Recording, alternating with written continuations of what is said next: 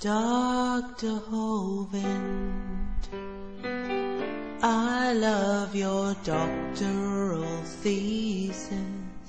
I've torn it to pieces with house and gaffle.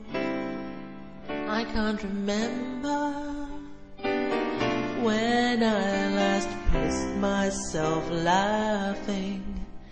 It's a good thing the thesis mopped the piss off the floor. Welcome to part 33 of this read-through and peer review of Kent Hovind's doctoral dissertation, which was published on wikileaks.org on December the 9th, 2009. If you have not yet seen the first episodes in this series, then I recommend that you go back and see those first, as in this episode I shall be starting off exactly where I left off in the last. In the last episode, Kent told us how he thinks that we shouldn't teach our children anything in school. In this episode, he goes on to define religion. Kent continues. Webster defines a religion as a belief in a divine or superhuman power, or powers to be obeyed and worshipped as the creator of the universe. Go on, Kent, carry on. We want to know about the bit where it tells us all about allelic frequency within a population over time. What, Kent? Doesn't it say anything about that? Okay, Kent, okay. Does it have anything in there where it talks about environmental conditions selecting for genetic traits that give the organism that possesses them an advantage over other organisms, thereby allowing these traits to become more popular within the genome of the population over time? No, nothing about that either? Okay. Let's just keep it simple then.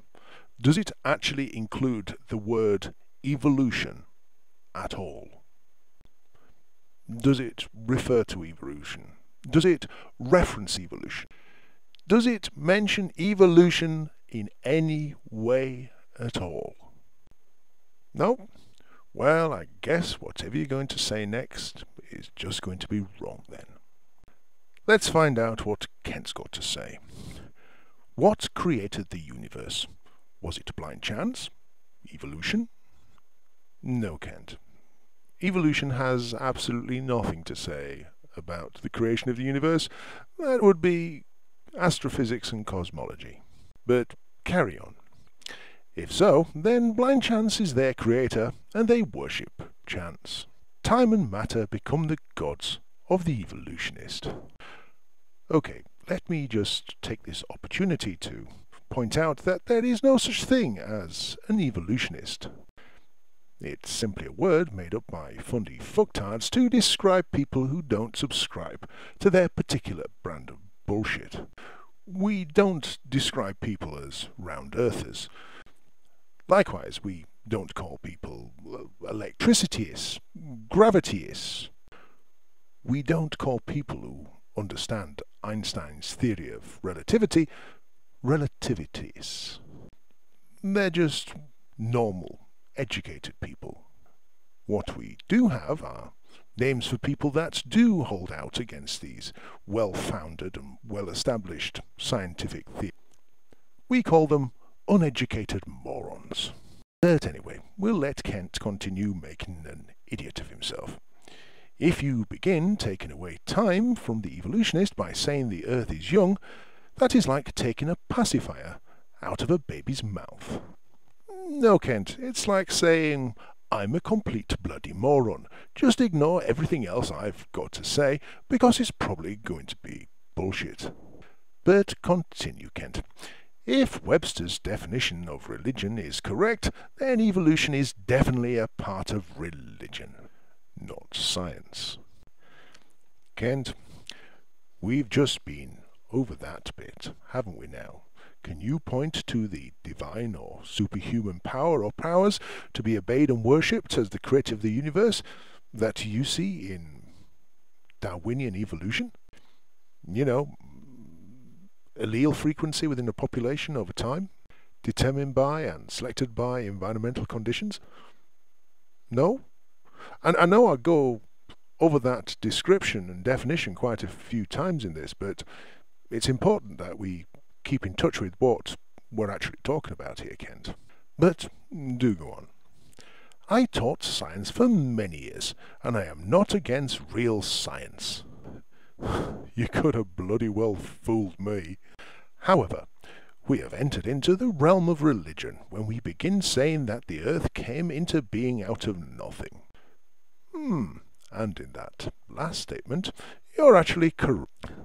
That last statement is what is commonly known as a combo breaker. There you are with one dumb, erroneous statement after the other, after the other, after the other. A completely unbroken chain of stupidity.